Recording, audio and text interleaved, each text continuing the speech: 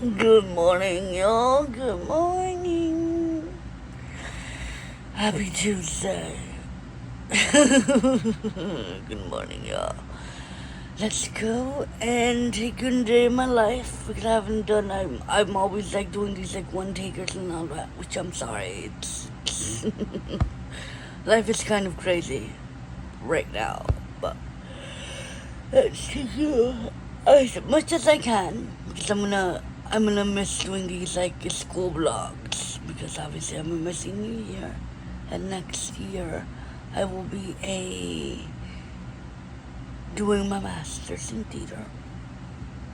I'm putting it out in the universe. But yeah, good morning. No matter what, it's been 8. Has it been 8 days since I vlogged?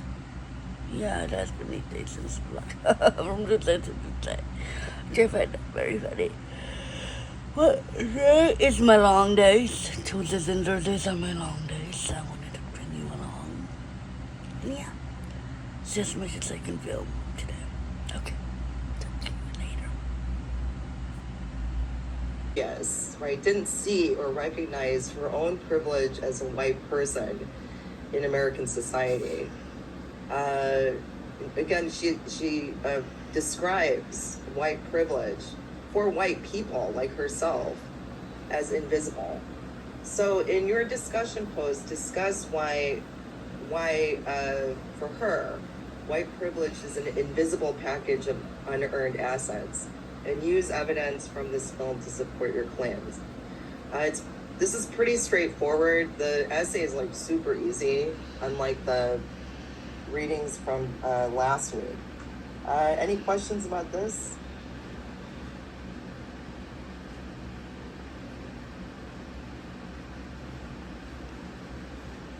No. So in her essay, she lists like 26 examples of the privilege she enjoys in everyday life that even to her, she did not recognize as white privilege, was invisible to her. One of the examples of white privilege. It's kind of like a rough draft of what I'm gonna talk about Tina Turner, Taylor, and obviously Maria. And this is obviously a rough draft of, I can change it at any time. But I wanted to do like little pressure points of, the media and things like that. But yeah.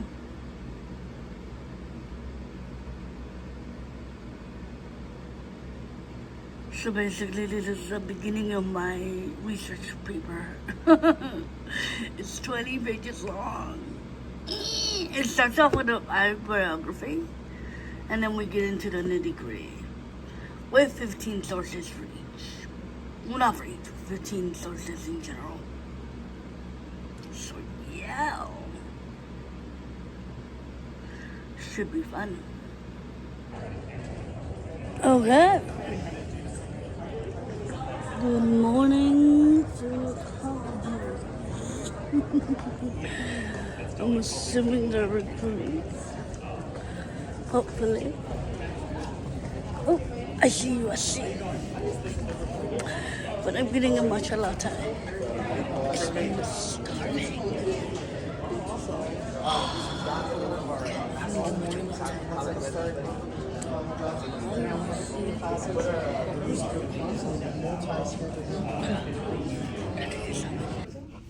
So now, as I've like grown, I think people are born gay, but growing up, hearing from like my immediate family and extended family, they're saying that it's like a choice or a cry for attention or it's not like real. Oh my.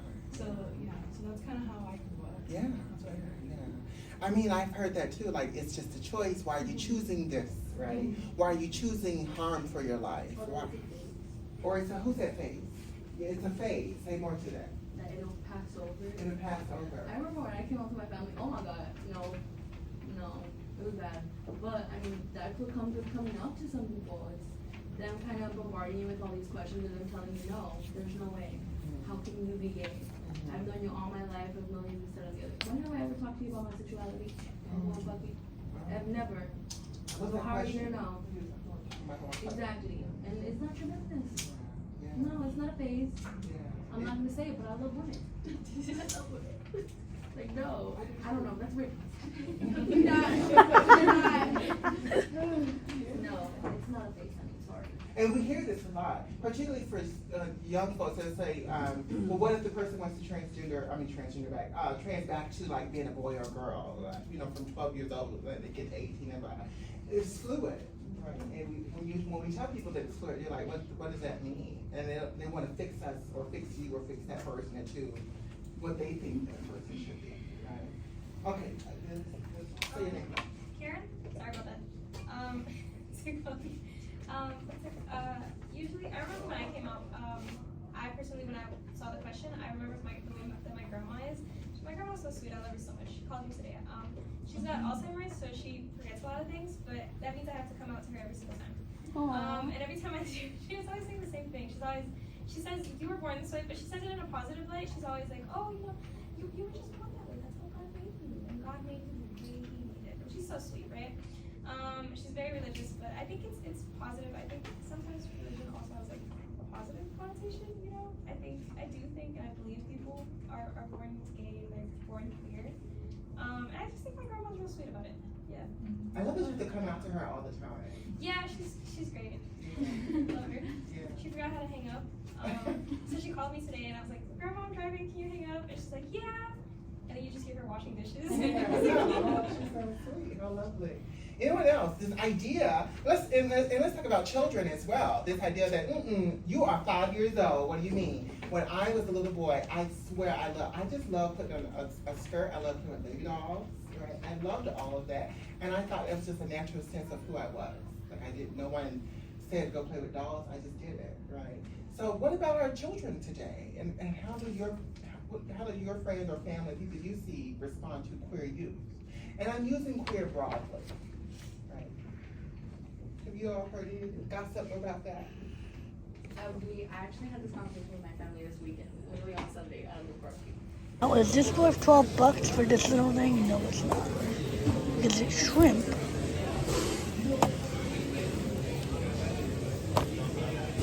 Yeah, but the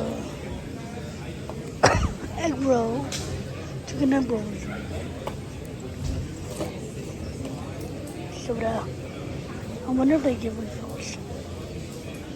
And I think this is just a perfect opportunity to, again, speak of conductors as servant leaders, right? We're serving the music in this case, and clarity of communication to our everyone that we're conducting in the ensemble. And so in this case, if it looks like it's grouped into 2 and 3 versus 3 and 2, you know what I mean when I say like 2 and 3 and 3 and 2? Does everybody kind of get that? I think of like John Mackey music, like bum bum bum bum bum bum bum bum bum 1 2 3 4 5 1 2 1 2 3 sort of a thing, or the opposite 1 2 3 4 5 1 2 3 4 5, and that would be good, right? In a slower tempo, we still have that same grouping, but now we're conducting all the beats. So like in a really quick tempo, I'm not going like 1 2 3 4 5. That'd be like wild and probably honestly more hurtful than it is helpful to anybody who's watching at the time.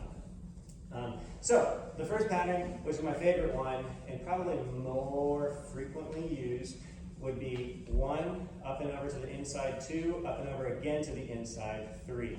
And then the change of direction is what shows the grouping. So now I'm changing to go across my body the other way. 4 swoops out 5, right? So it goes 1 up and over 2, up and over 3. And then I'm hitting somewhere around the center again for 4. So I'm going up and over to 4 and then swooshing out in the 2-4 pattern for 5. Okay, cool. So 1, 2, 3, 4, 5. 1, 2, 3, 4, 5. 1, 2, 3, 4, 5. 1, 2, 3, 4, 5. Great. It's that change of direction that really shows you. Because even if I'm doing something small, I'm like 1, 2, 3, that like change is kind of like a little bit of a small cue. Okay, here comes 4, 5, and then we're back. So 1, 2, 3, 4, 5. And then again, I come up highest for 1, 1.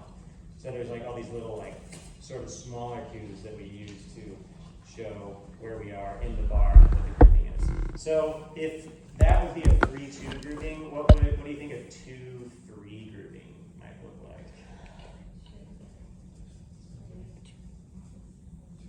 Anyone volunteer? I see a lot of hands moving, but I got it. Allison. Is it like 1, 2, 3, 4? Exactly, yeah. It's the exact same thing, but this time we only go up and across our body for the second beat. So 1, 2, and then we switch on 2, 3, 4, 5. So it's kind of symmetrical. I'm not going from 2 all the way back over the same ictus, but you could, as long as your change of direction is pretty clear. 1, 2, 3, 4, 5.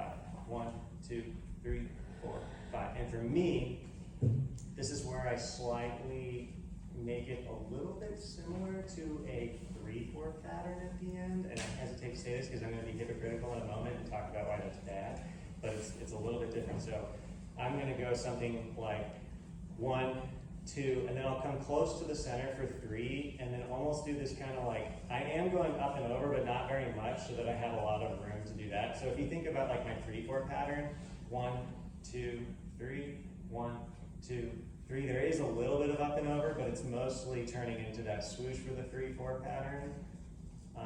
And some 3/4 conductors, we didn't actually talk about this, but for some reason it's not in my notes. Sometimes I like to actually go in the opposite direction of where I'm going to move, especially if it's like to show a cue or something. So 1, I actually am moving in this direction to kind of create this circular motion out to 3, 1, 2, right? 1, 2. That way it's super clear instead of just 1, 2, 1, 2. Does that kind of make sense visually? 1, 2. I'm not like going way over here or anything, but like 1, sorry, 1, 2, 1. Oh gosh, I can't like do it while I'm like thinking about what I'm doing. 1, 2, 3, 1, 2. It's like a very subtle thing. I know I've had students who have been like middle school or high school band directors, and they have learned to conduct that way, and so they're like, what about that? And it's totally true. But I adopt sort of a similar method here where I go 1, 2, 3, 4, 5. I don't use that quite as often, but if it happens to serve the music and also clarity of communication in a better format, then great, wonderful. Okay, now time for the hypocrite moment.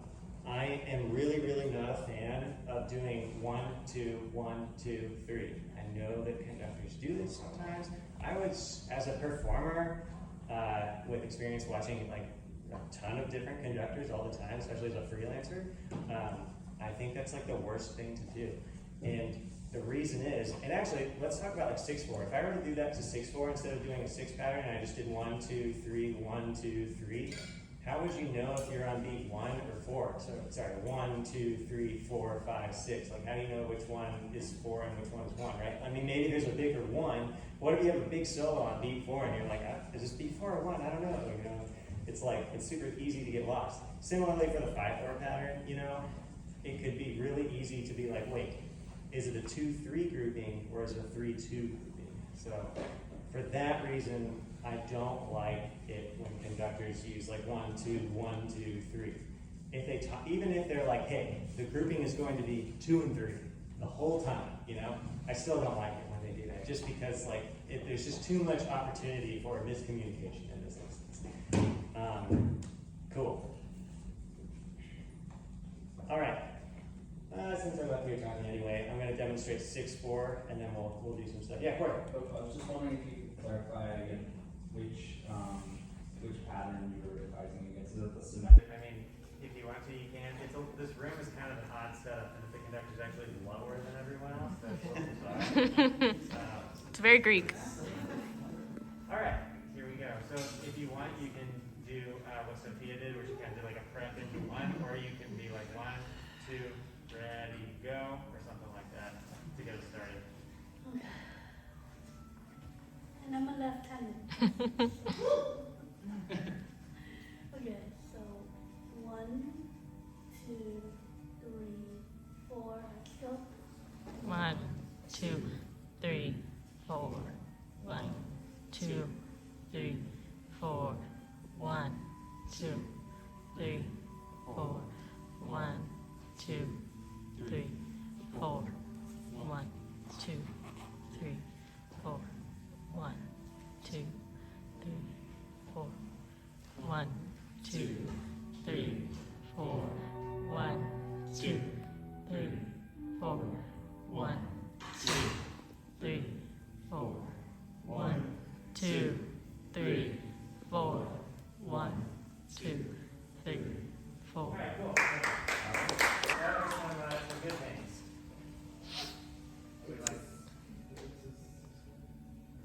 it's, yeah, it's clear, you have a very nice like rebound that shows where the beat is or the ick is, right? So the pulse is super clear, which is great.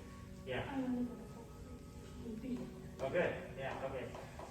One comment that I have is that you want to make sure that you're always in a 4/4 pattern, right? So it kind of was sort of changing which directions you were going. So it's always going to be 1, across your body, 2, back over to 3, and then swoosh out into 4. 1, 2, 3, 4. And sometimes it felt like beat 1 was actually coming up where beat 4 should be. So just to me, you know, the more time that you spend working on this, looking on the website, a Paul's pattern will be super helpful so that you can see there's like an outline of a blue line that shows where his baton's moving at all times, and that'll be super helpful. But you look, there's a nice flow to everything that you're doing, which allows the thickness to be super clear. So fortunately, even if the pattern's a little bit ambiguous, we always knew where the beat was, which is very helpful. Yeah. Other thoughts? Steady. Yeah. It was very steady. The pulse was very steady. Cool. All right. Alright guys, I am tired. Taking on my earrings, it's like 7:40. I got home over an hour ago.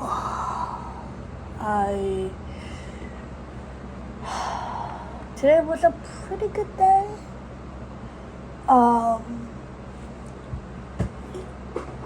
of my other classes are online, which I prefer it that way. So yeah. I am going to call it a night for now. Sorry about the bad lighting in my room. It sucks, I know. But yeah, I was going to talk about more conducting and all of that, but I'll talk about it in the next vlog. I'm just really, really tired. I had girl dinner, which was this, which I grabbed. Fun fact, I have like 3 more of these in my bag with some chips that I grabbed because the College of Letters Farts was like having like a presentation or whatever. But yeah, and I spent $4 on one, and I'm like with the biscuits that I had earlier in the morning, and yeah, it was pretty good. They didn't have my matcha latte. Yeah. Alright guys, I will see you guys tomorrow. Made a little busy today, tomorrow always, and I'll be seeing you.